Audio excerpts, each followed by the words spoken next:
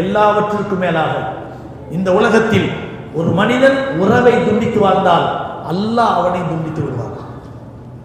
அல்லாஹ் அவனை துண்டித்து விடுவான்.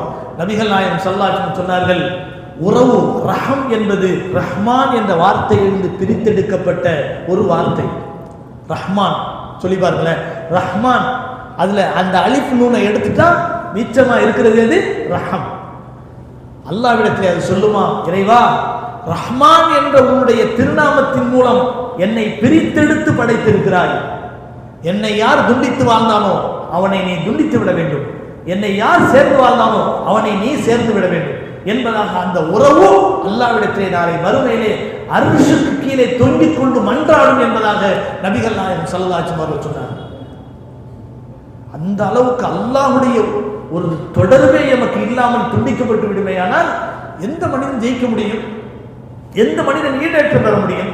எனவே அருமையான பெருமக்களே, அல்லாஹ் சுப்ஹானஹு வ தஆலா நமக்கு இந்த உலகத்திலே தந்திருக்கக்கூடிய மிகப்பெரிய நியாமத்துகளில் உறவு முறை என்பது மிகப்பெரிய உறவு, மிகப்பெரிய ஒரு பாக்கியம். அதை நம்ம சாதாரணமாக நினைச்சிடக்கூடாது.